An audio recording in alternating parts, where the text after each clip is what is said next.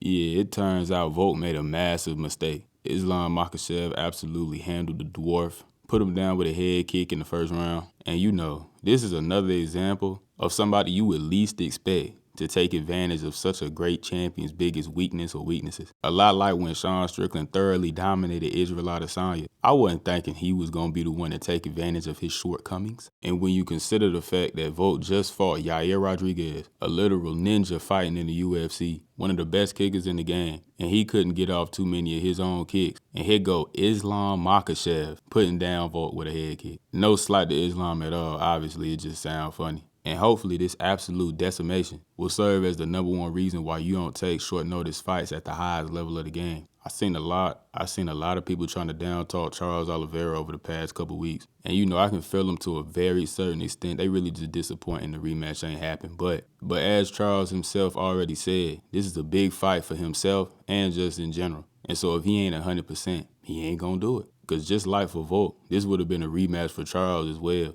So why compromise your last shot at trying to get your lick back just cause? As a lot of people had thought before the fight started, Volk wasn't really ready for real. And honestly, he did admit it himself in one interview that he hadn't been training as much as he should. He was a little bigger than usual out of camp. But it's Volk. So a lot of people gave him the benefit of the doubt and thought he'd find a way to pull it out. Instead, he did nothing. Islam controlled everything on the feet. And honestly, the only positive thing Volk was able to do in the fight was to stuff Islam's single takedown attempt. And I ain't gonna lie, he did stonewall that man. He stood him right up and ended up pressing him against the cage. And that's cool, I guess. But that really go back to what I had thought in my prediction. Volk doing well in wrestling and grappling exchanges is cool, but Islam getting the better on the feet is highly concerning. And he was able to take that to a whole nother level in his rematch. And I thought Islam would win, but I was really hoping that it would be a lot less violent of a finish than it was. I was praying he'd find an early submission or something like that and just let Volk peacefully continue the rest of his career. But instead, he decided to turn his brains into scrambled eggs. And now I am highly concerned for Volk for 2 reasons. First and foremost, he talked a little bit about his mental health in the post-fight press conference and basically admitted that he is not in a good place. It seems like over the years that he and fighting have become so intertwined that he don't really feel whole if he's not fighting. And he's always mentioned how he wants to stay busy. And before hearing that interview, I just attributed that to things like trying to run up his title defenses before he has to inevitably retire. But instead, he admitted that he do get pretty low when he's not in camp. Even though he says he has a great life and a great family, fighting just means so much to him at this point that without it, he just don't feel right. And that's so concerning because if he ain't got nothing else that make him feel whole like fighting do, that means he might not stop. And he'll continue to fight way past his time. We seeing that in real time with Tony Ferguson. He sucks now. He's about to fight Paddy Pimblett, bro. He's falling from the top of the sport, literally almost to the bottom. And I've hated to see him go through that, and I would absolutely hate to see Volk go through it as well. And that kind of ties into my second point a little bit, with the Islam fight ending in that kind of stoppage. At 35 years old, I'm a little worried for Volk moving forward. I don't know if he's going to be able to take punches the same no more. And knowing him, the exact moment that he's cleared to fight again will probably be the exact same weekend that he fight Ilia Topuria. And even though I do think Volk is a level or two above Ilia at this point in their careers, Ilia hit a little too hard. And Volk is one to be hit. And if he rushed back too fast to try and take on that monster, we might be about to watch the downfall of the great Alexander Volkanovski.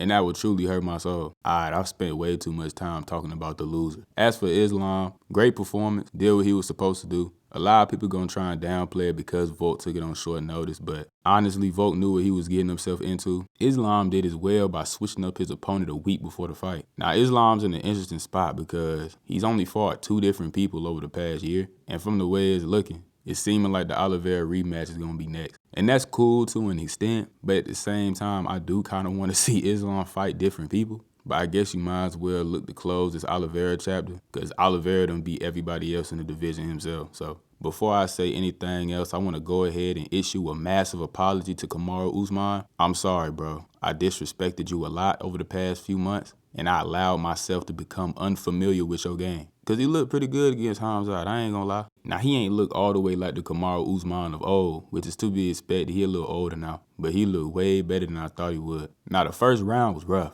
Hamzat came out on 10 and just bum rushed Usman. And even though Usman was able to very impressively handle the initial takedown, The fact that Khamzat was able to push him against the fence and get the chain wrestling is what did him in. And it's funny because as that first round concluded, I was like, well, that was pretty bad, but at least he survived. And I wasn't thinking it was no 10-8, but 10-8s have become a lot more lenient over the years. And even though, in my opinion, that was a weaker 10-8, it was still a 10-8 nonetheless. Now, rounds 2 and 3 is where things got interesting because Khamzat slowed down tremendously. Because I think he was tired. The whole broken hand thing then came out over the past couple of days, and that's cool and all, but I don't know. He came out way too hot in that first round. He was tired. He can admit it. He was tired. And from that point on, Usman was able to keep it more in his world, keeping it in boxing range. In the fight, Usman showed that he is head and shoulders the better boxer over Khamzat, way more technical in every regard, able to land some pretty decent 1-2s on him at different points in those rounds. And Khamzat really got off with this one because if that was a 5-round fight, he 100% would have lost. But it wasn't, and he won.